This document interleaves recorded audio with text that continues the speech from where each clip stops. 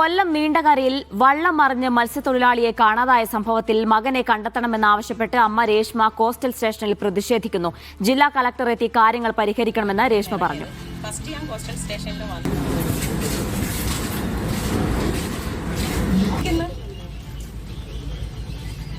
അനിൽക്ക സെയ്ത് ചേരുന്നുണ്ട് വിശദാംശങ്ങൾ നൽകാനായി. അനിൽക്ക, രേഷ്മ എന്താണ് പറയുന്നത്? മകനെ കണ്ടെത്താൻ ഇനി എന്ത് നീക്കം വേണമെന്നാണ് ആവശ്യപ്പെടുന്നത്? അവർ കാണാതായിട്ട് എത്ര ദിവസമായി?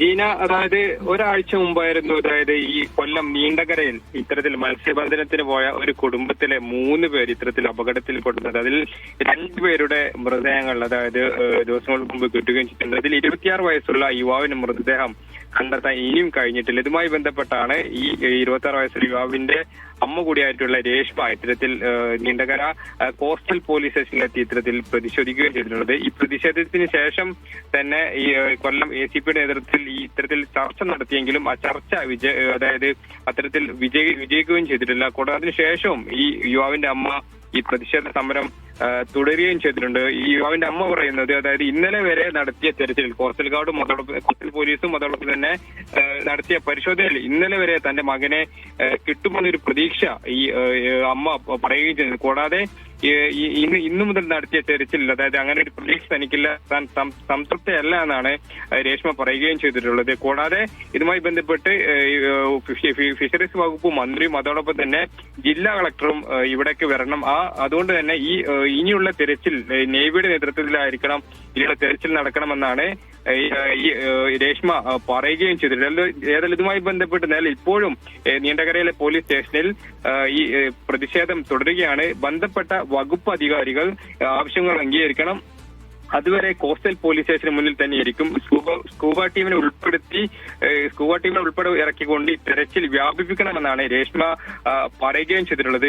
നിലവിൽ അവിടെയുള്ള SHO ആദ്യഘട്ടത്തിൽ SHOയുമായി ചർച്ച നടത്തിയെങ്കിൽ പോലും ആ ചർച്ച വിജയകരമായിരുന്നില്ല. പിന്നീട് അനിൽക്കയിലേക്ക് വരാം. രേഷ്മയുടെ പ്രതികരണം എങ്ങനെയാണ്? മകനെ വളരെ പെട്ടെന്ന് തന്നെ കണ്ടെത്തണമെന്ന് അവർ ആവശ്യപ്പെടുകയാണ്. പ്രതികരണത്തിലേക്ക്.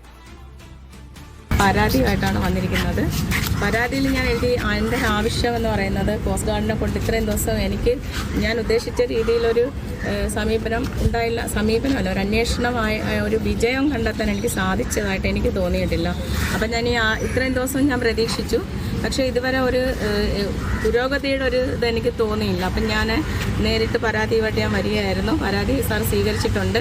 എൻ്റെ ആവശ്യം എന്ന് പറയുന്നത് ബന്ധപ്പെട്ട അധികാരികൾ, അതായത് വകുപ്പ് അധികാരികൾ, പോലീസ് ചീഫ്, ഡിസ്ട്രിക്ട് കളക്ടർ, ഇത്രയും പേര് വന്നിട്ട് എന്നോട് സംസാരിച്ചിട്ട് എൻ്റെ ആവശ്യം എന്താണെന്ന് ഞാൻ അവരോട് പറയും.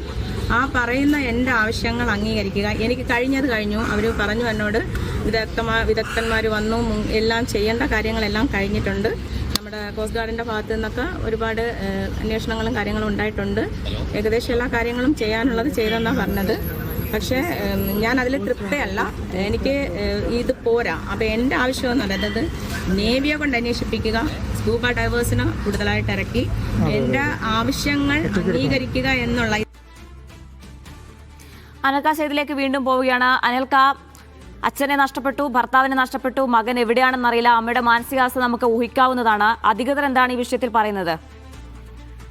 ഇതുമായി ബന്ധപ്പെട്ട് ഈ 7 ദിവസം മുമ്പായിരുന്നു ഇത്തരത്തിലൊരു അപകടം നടക്കുന്നത്. ഉദ്യോഗസ്ഥരുടെ ഭാഗത്തു നിന്നുള്ള ഒരു വിശദീകരണം എന്ന് പറയുന്നത് ഇതുമായി ബന്ധപ്പെട്ട് ട്രോളിംഗ് നിരോധനം അവസാനിക്കുന്നതിന്റെ മുമ്പാണ് ഇത്തരത്തിൽ ഇവർ ഈ മത്സ്യബന്ധനത്തിന് പോകുന്നത്. ചെറുവള്ളത്തിൽ മത്സ്യബന്ധനത്തിന് പോകുന്ന ഒരു സാഹചര്യം ഉണ്ടായിട്ടുള്ളത്. 28-ാം തീയതി തന്നെ ഇതുമായി ബന്ധപ്പെട്ട് കടൽ പ്രക്ഷുബ്ധമാകുമെന്നും അതോടൊപ്പം തന്നെ ഇത്തരത്തിൽ കടലിൽ പോകുന്നത്, മത്സ്യബന്ധനത്തിന് പോകുന്നത് ഒഴിവാക്കണമെന്ന നിർദ്ദേശം ബന്ധപ്പെട്ട് മത്സ്യത്തൊഴിലാളികൾക്ക് ഉൾപ്പെടെ നൽകിയിരുന്നെന്നാണ് ഇപ്പോൾ ഈ ഫിഷറീസ് വകുപ്പിന്റെ അടുത്ത് നിന്ന് അടക്കം വരുന്ന ഒരു വിശദീകരണം എന്ന് പറയുന്നത്. ആദ്യഘട്ടത്തിലൊക്കെ തന്നെ തുടർച്ച ട്രോൾ നിരോധനം അവസാനിച്ചതിന് ശേഷവും അതോടൊപ്പം മുൻപും അത്തരത്തിൽ നിരവധിയായിട്ടുള്ള വള്ളങ്ങൾ അവിടെ മറിയുകയും നിരവധി പേരെ കാണാതാകുന്ന ഒരു സാഹചര്യം ഉണ്ടായിരുന്നു. അതിനുശേഷം തന്നെ കോസ്റ്റൽ പോലീസിന്റെ നേതൃത്വത്തിലൊക്കെ തന്നെ വലിയ രീതിയിൽ പരിശോധന നടത്തുകയും ചെയ്തിരുന്നു. ഇതിനുശേഷമാണ് അതായത് രേഷ്മയുടെ അച്ഛനെയും അതോടൊപ്പം ഭർത്താവിന്റെ മൃതദേഹങ്ങൾ 2 ദിവസങ്ങൾക്ക് മുമ്പ് ലഭിക്കുകയും ചെയ്തിട്ടുള്ളത്. ഇതിൽ രേഷ്മ പറയുന്ന മറ്റൊരു കാര്യം എന്താണെന്ന് വെച്ചാൽ താൻ ഡിമാൻഡ് ചെയ്യാത്തത് കൊണ്ടാണ് ഡ്രോൺ തിരച്ചിൽ പോലീസ് നടത്താതെന്ന കാര്യം കൂടി രേഷ്മ പറയുകയും ചെയ്യുന്നുണ്ട്. നിലവിൽ ഫിഷറീസ് മന്ത്രിയും അതോടൊപ്പം തന്നെ ജില്ലാ കളക്ടറും നിലവിൽ ഇങ്ങോട്ടേക്ക് വരണം എന്ന ആവശ്യം വീണ്ടും ഉന്നയിക്കുകയാണ് രേഷ്മ. അതായത് വീണ്ടും പോലീസുമായി ചർച്ച നടത്തിയെങ്കിലും SHOയുമായി ചർച്ച നടത്തിയെങ്കിലും ആ ചർച്ച വിജയകരമായില്ല. അതിൽ രേഷ്മ പറയുന്നത് എന്തായാലും ഫിഷറീസ് വകുപ്പ് മന്ത്രിയും അതോടൊപ്പം ജില്ലാ കളക്ടറും ഇങ്ങോട്ടേക്ക് വരണമെന്ന ആവശ്യത്തിൽ രേഷ്മ ഉറച്ചു നിൽക്കുകയാണ്. വീണ്ടും നിലവിൽ ഇപ്പോൾ കോസ്റ്റൽ പോലീസ് രേഷ്മയുമായി ചർച്ച നടത്തുന്നുണ്ട്. അതായത് ഏതെങ്കിലും വിധേനയും ഈ രേഷ്മയെ അനുനയിപ്പിക്കാനുള്ള ശ്രമം ഈ പോലീസിന്റെ ഭാഗത്ത് നിന്ന് ഉണ്ടാകുന്നുണ്ട്. ഇതിൽ ഏറ്റവും പ്രധാനപ്പെട്ട കാര്യം എന്ന് പറയുന്നത് ഇന്നലെ വരെ നടത്തിയ കോസ്റ്റൽ പോലീസും അതോടൊപ്പം തന്നെ നടത്തിയ ഈ തിരച്ചിലിൽ ഈ രേഷ്മ സംതൃപ്തിയായിരുന്നു. പക്ഷെ ഇന്നങ്ങനെ വലിയ രീതിയിലുള്ള തിരച്ചിൽ ഉണ്ടായിട്ടില്ല എന്നാണ് രേഷ്മ പറഞ്ഞു വെക്കുകയും ചെയ്തിട്ടുള്ളത്. അതായത് ഇതുമായി ബന്ധപ്പെട്ട് നേവി വരണം. അതായത് നിലവിൽ നേവി അതോടൊപ്പം തന്നെ സ്കൂബ ഡൈവിംഗ് ഉൾപ്പെടെയുള്ള സംവിധാനങ്ങൾ ഉപയോഗിച്ചുകൊണ്ട് തെരച്ചിൽ വ്യാപിപ്പിക്കണമെന്ന ആവശ്യമാണ് രേഷ്മ ഇപ്പോൾ മുന്നോട്ട് വെക്കുന്നത്. നിലവിൽ ഇതുമായി ബന്ധപ്പെട്ട് കോസ്റ്റൽ പോലീസ് വീണ്ടും രേഷ്മയുമായി നിലവിൽ ചർച്ച നടത്തിക്കൊണ്ടിരിക്കുകയാണ്.